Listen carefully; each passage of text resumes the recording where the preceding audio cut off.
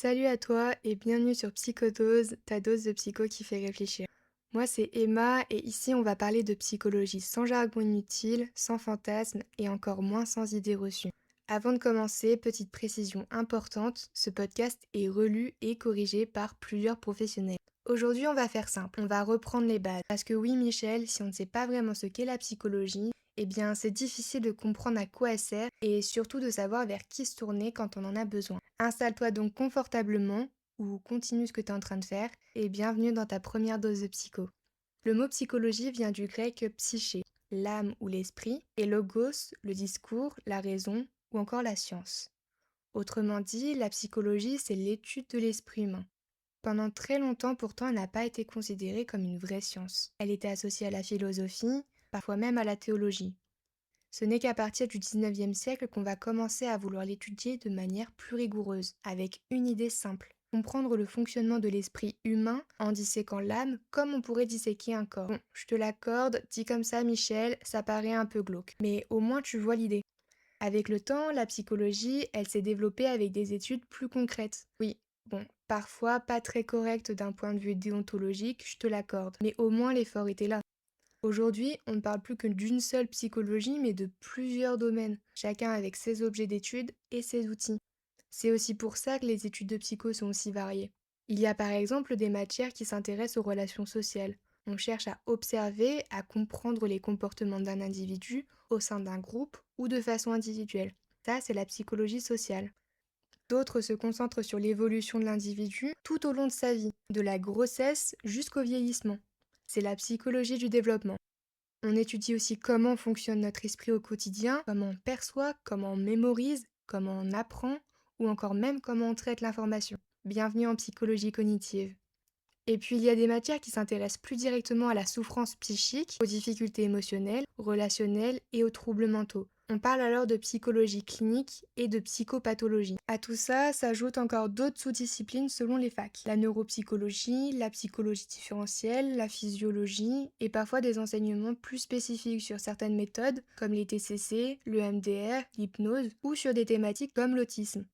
Évidemment, Michel, tout ça ne fonctionne pas chacun dans son coin. Ces domaines peuvent se mélanger les uns aux autres. Ils ne sont pas qu'individuels. Ils sont là pour délimiter, mais en réalité, ils se croisent, se complètent, se nourrissent les uns des autres. Tu pourrais retrouver de la psychologie clinique avec de la cognitive, avec l'exemple des troubles neurodéveloppementaux, notamment les CESAD auprès des patients autistes. Ok, Emma.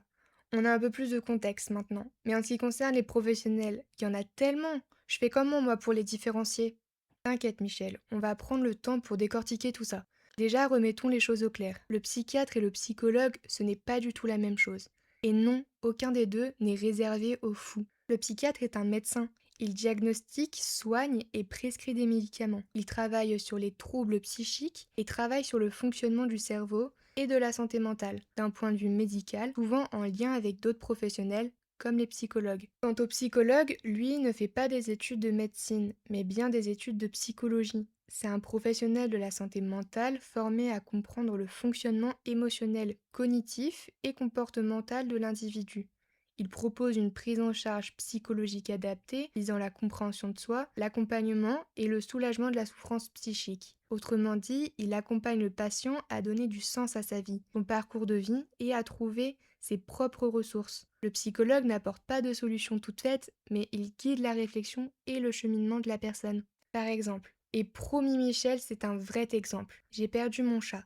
J'ai paniqué, je l'ai retrouvé. Mais cette angoisse, elle m'a marquée. Et même si cette histoire peut te sembler dérisoire comparée à d'autres souffrances, elle mérite d'être entendue. Parce que la souffrance, elle ne se compare pas, elle se vit. Et alors Emma, le psychothérapeute, c'est quoi sa particularité à lui? La psychothérapie repose sur des méthodes structurées, visant à soulager une souffrance psychique, à travailler sur des troubles spécifiques ou à accompagner un changement profond. Par exemple, on y retrouve les thérapies familiales, le MDR, les TCC, qui correspondent à des prises en charge spécifiques par rapport à la demande du patient. C'est aujourd'hui un titre réglementé, réservé aux psychologues, psychiatres ou psychanalystes ayant suivi une formation spécifique. Pour finaliser, nous avons aussi les psychanalystes. Leur but est de se former à une approche d'écoute active et attentive, avec pour objectif de favoriser la parole du patient et le travail de l'inconscient, notamment à travers l'analyse des rêves, le lien avec l'enfance, les traumatismes, la parentalité et même l'histoire subjective. Je tiens à préciser qu'il n'y a aucune réglementation concernant cette pratique, néanmoins une majorité sont diplômés en tant que psychiatre ou psychologue. Hop hop hop, minute papillon Michel, deux petites choses importantes à prendre en compte. Tous les psychologues sont différents. Chacun a sa propre manière de communiquer, d'aborder les situations, sa propre approche et même son propre regard scientifique. Car oui, même s'il existe un cadre à respecter, nous restons avant tout des êtres humains. Un psychologue peut prendre du recul sur votre situation tout en étant touché par celle-ci. C'est d'ailleurs l'une des grandes différences entre un psy et vos amis. Alors non, être psy, ce n'est pas simplement s'asseoir et écouter, et non, tout le monde ne pourrait pas exercer ce métier. Deuxièmement, tous les psys ne vous conviendront pas. Oui, ça arrive que la vibe ne passe pas, et c'est pas grave. Il faut se rappeler qu'on est humain, et qu'encore une fois, que les attentes de chacun sont différentes pour tous. Certains vont adorer pouvoir échanger avec leur psy, d'autres pas du tout, au contraire, ils adorent le côté psychanalytique, ou que sais-je. Parfois, ça peut prendre du temps pour trouver le bon psy, et je sais que c'est pas très fun de m'entendre dire ça, parce que c'est un effort monumental pour certaines personnes. Alors vous imaginez simplement se rendre compte que ce n'est pas le bon, ça peut vite décourager. Mais croyez-moi, par la suite, ça en vaudra la peine. Avant de se quitter, Michel, j'aimerais te partager 5 bonnes raisons d'aller voir un psy. La première, c'est que parler à quelqu'un que l'on ne connaît pas permet souvent de se livrer plus facilement, sans peur du regard ou du jugement. Le psy se doit d'avoir une position neutre, une posture neutre. Et un bon professionnel sait aussi reconnaître ses limites et réorienter si nécessaire. La deuxième, c'est que consulter peut permettre de mettre en lumière des troubles dont on n'avait pas conscience et ainsi d'améliorer sa qualité de vie. Par exemple, pour une personne schizophrène, le fait de se faire diagnostiquer lui permettrait d'obtenir les soins nécessaires pour qu'elle puisse vivre le plus normalement possible et pour que ça ne devienne pas un handicap au quotidien pour elle. La troisième raison, c'est la remise en question. Explorer ses peurs, ses angoisses, son passé et son présent permet souvent d'apprendre énormément sur soi. Et j'en suis la première témoin, Michel. La quatrième, pour moi, c'est une nouvelle évolution de maturité. Aller voir un psy, c'est oser se confronter à sa vulnérabilité, reconnaître que quelque chose ne va pas et décider de prendre soin de soi. C'est déjà un travail psychique en soi qu'il est important de valoriser. Mais attention, si la relation ne fonctionne pas ou plus avec un psychologue, cela ne signifie ni un échec, ni que la thérapie ne fonctionne pas, mais qu'elle n'est plus adaptée pour vous. C'est une relation qui demande de créer un lien de confiance pour avoir ce sentiment de sécurité, afin que le travail thérapeutique puisse se faire.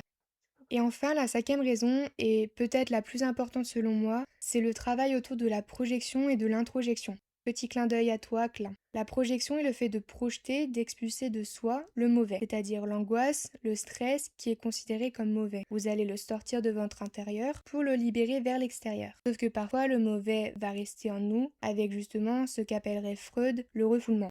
Reprenons notre exemple du chat. Je décide de projeter ma frustration, c'est-à-dire mon angoisse, sur ma mère. Celle-ci récupère ma frustration et mon angoisse, sauf que ça va peser sur son moral. Mais attention, pas le psy. Et oui, Michel, le psy, lui, il est formé pour accueillir ces projections. Il peut les entendre, les contenir, les travailler, sans en être submergé ou impacté dans sa vie personnelle. Ce qui n'est pas le cas de nos proches, même quand ils font de leur mieux. Et puis ce travail permet aussi de prendre conscience d'une chose essentielle. Ce que l'on projette sur les autres a un impact sur nos pairs, sur nos relations, sur nos liens, et inversement. Je te rajoute une petite raison bonus qui me tient particulièrement à cœur. Il est primordial d'aller voir un psy lorsqu'on souhaite devenir psychologue. Et non, ce message n'est pas que pour vous, les étudiants en psycho. Je te répéterai mot pour mot ce que ma psy m'a dit lorsque je lui ai confié mon projet d'études.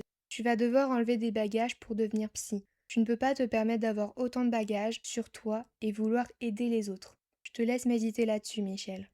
Je tiens à encourager toutes les personnes qui sont suivies et celles qui oseront faire le premier pas. Prenez soin de vous. On n'a qu'un corps, mais on n'a aussi qu'une santé mentale, et elle mérite aussi tout autant son attention. C'est à partir d'un petit pas qu'on ose, et d'un grand pour être dans un mieux-être.